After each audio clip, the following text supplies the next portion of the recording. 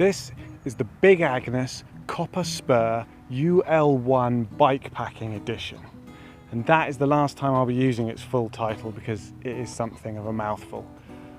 I bought this to replace my old Vord Power Lizard that very sadly had to go to the big campsite in the sky, and I used this for the last 3 or 4 weeks of my tour this summer.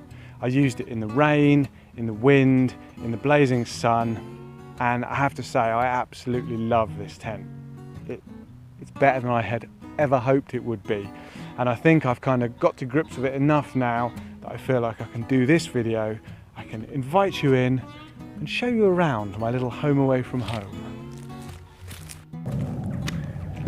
We'll start off with it packed up. You can see it's quite a tidy little bundle. I can't remember what the exact weight is that Big Agnes quote, but I weighed this morning and it came in at just over 1.5 kilos. And that's with the additional footprint and a handful of extra pegs left over from the old tent. So it's not the lightest tent in the world, but it's far, far away from being the heaviest. There are a couple of features that we can see here that make this bike packing specific. The first is the bag itself. It's made of fairly heavy duty material. It separates the poles from the rest of the tent, and it's got various loops and attachment points all over it that let you rig it up however you want to your bike, other bags, etc, etc. I don't really know how appealing this is. I mean, the bag is weatherproof, but it's not waterproof, and I can sort of see myself in the future maybe ditching the bag completely and just having everything in a bar roll or something similar, but I guess that's personal preference. The other bike packing thing that is very appealing is the short stick pole set. I mean, this says they're 12 inches long, but I actually think they're a little bit shorter than that. I'm pretty sure you can pack this whole thing down to be less than 12 inches long, which means it will fit into small panniers, anything cages, or hang nicely between drop bars, if that's your thing. There are a couple of other cycling specific features, but to have a look at those, we're going to have to pitch it. There are 3 different ways to pitch this tent. The first one I'm going to do is the fast fly approach, which is basically just pitching without the mesh inner part of the tent. This does require that you have the footprint, which comes extra to the tent. It adds 162 grams to the overall weight and about 65 quid to the price. But I think it's probably worth it in the long run. This is a freestanding pitch. It doesn't require pegs, but if you can get them in, it helps to stop everything blowing around, and it also gives you a bit of extra space by holding the rain fly open. I'm not going to go into massive detail about how you actually pitch this tent. It's incredibly simple. It's pretty self-explanatory. There are coloured straps on the corners of the footprint, which corresponds to coloured straps on the corners of the main body, the rain fly, and the ends of the poles. You just clip them together. It's that simple. The poles are a single set that pretty much assemble themselves, except for the cross brace part, which just slips into these little pockets in the roof of the rain fly. It's very, very straightforward. So that's the fast fly approach. It's very quick, very easy. It's good for stealth camping. I did a few nights on beaches like this. I did a few nights in the rain like this. If you're not worried about the cold and you're not worried about bugs, then it's a really nice quick option that will keep the weather out. If you're pitching in the rain, you can actually throw this up and then assemble the mesh inner part inside here like this out of the rain. It's a bit fiddly though, so for the purposes of filming, I'm going to take the rain fly off again, put the mesh in, and show you setup number 2.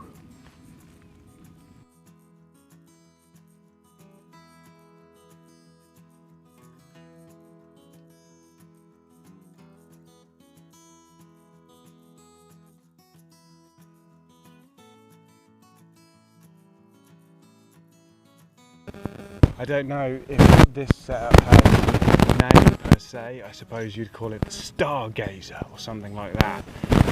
The mesh in the top part of the inner is very, very thin. You can see through it really easily. So on a clear night, when you knew there was going to be no rain and some amazing stars, this would be a fantastic setup. Again, it's freestanding, you don't need the pegs. They help it to stop blowing around, but if you were pitching indoors or in some kind of shelter, which often happens, then this can just stand up on its own. It also doesn't require the footprint, although it is recommended to kind of reduce wear and tear on the base of your tent. It's a lot cheaper to replace a footprint than it is to replace a tent. With the inner part up, we can see one of the other cycle specific features, which is this little strap, which is designed to hold your helmet. Now the argument is that this keeps it up off the ground and out of the bugs, but I have never found that to be a problem, if I'm honest. I normally hang my helmet on my bike. If it rains in the night, it's a bit wet, but it's made of plastic, it dries in minutes. It's not an issue. On the bike, the slugs don't get in it. Here, the slugs get in it. I've woken up and found slugs all over this mesh. So this is not out of the slug reach. And I would rather wear a wet helmet than a sluggy helmet. That's not a very nice phrase. But this, to me, feels like something they added because they wanted to add bicycle things. It's not very practical. Once you've got the rain fly on and stuff in the vestibule area, this is pretty much inaccessible anyway. I don't use it. I used it once or twice and nah, I don't see the point of it.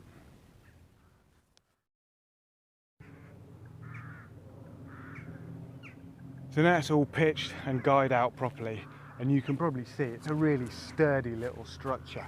There's very little movement in it.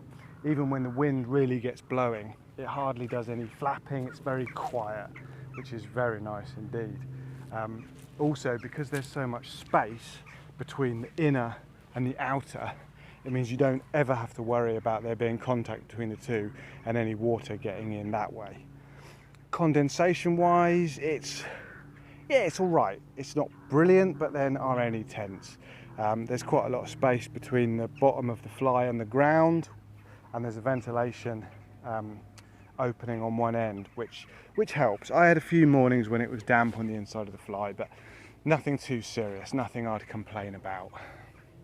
Now we've got the fly on, we can see the last of the bike packing features, which is this strap of loops along the ridge line here.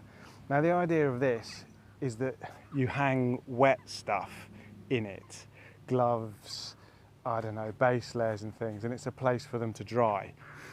To be honest, again, this to me just feels like something they added because they had to add some bike packing stuff. I did hang a few things in there, but it's rarely the best place to do it.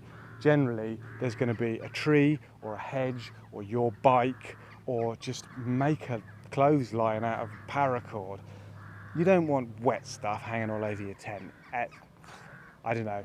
Again, it's there if you want to use it, but I didn't find myself using it very often at all. So now we can get down to the really important features. Front door, nice big front door, rolls up right out of the way to give you a really good view. If, like me, you like to spend mornings sitting in the door of your tent, drinking a coffee, watching the world go by, watching the sun come up or the rain come down, whatever. This gives you a really nice view, and it does keep the rain out even when it's open. You can also roll up the other side if you want a bit of a panorama. I generally didn't, and it was fine for me, but the option's there if you want it. The zip is very lightweight and does have a tendency to snag a little bit on the material, especially when you open it from inside, but it wasn't a huge issue. It's just something to consider, and not yanking the zip open every time you go in. You just got to be a little bit careful. Inside the main door, you've got your vestibule area, which is a very usable space actually. If you use the footprint, you get a nice waterproof floor, which helps keep the outside and not in your tent. There's plenty of space for a couple of panniers and then to cook as well if you should need to. So the inner door has a 2-zip opening, one across the top, high, and one across the bottom. The doors, it's nice, it falls out of the way, it falls down towards the foot end, it doesn't hang on the floor, it's not in the way. If you really need to clear the decks for action, you can roll it up and secure it with this little loop.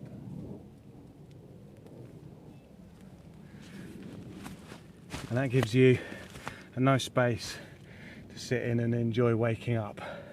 You can also see how dished the inside is. You've got at least 6 inches of waterproof step that again just helps to stop bugs and grass and damp and slugs and ticks and werewolves and all that sort of stuff getting into your tent, into your nice dry sleeping sanctuary. And so we come to the interior, the most important part of the tent. This is a one-man tent, so you're not going to be having any parties in here, but it is surprisingly spacious. I'm 6'1", and I can easily sit up straight in here without my head touching the roof. Even when I've got my big thick Thermarest camper mat in here, I can still sit up comfortably in it. I can also lie down and stretch out without my head or my feet touching either end. If you're not freakishly tall, you'll be fine in this tent. And usually there'll still be enough room either down beside you or up by your head to have a small backpack or some valuables or what have you. That said, there's really good storage in here as well. There's a big pocket down the side, down here. There's pockets in the roof up here, 3 of them, one of which has a little notch cut out the side so you can have your headphones hanging down, phone in the pocket, listen to podcasts or whatever while you're in bed. And then down that end, at the foot end, there's the mother pocket, which is huge. All of these pockets are really spacious. You can get a lot of stuff in them. And the nice thing is you can really load them up and it doesn't make the tent sag. It doesn't distort the shape of it at all. It's a very sound kind of structure. If you're the sort of person who travels particularly heavy, or you've just got lots of stuff that you actually want to keep in the tent with you, then there are options for even more storage. There are these loops sewn into the ceiling, and you can use those to rig various different gear lofts. You have to buy these extra, and I really haven't found the need for them, so I haven't looked into it, but that is an option that's there if you want it. So something you can see really well now we're inside is what I mentioned earlier about the mesh being very, very thin. It doesn't block any light at all. If you like sleeping in pitch darkness, this might be an issue for you. It wasn't for me.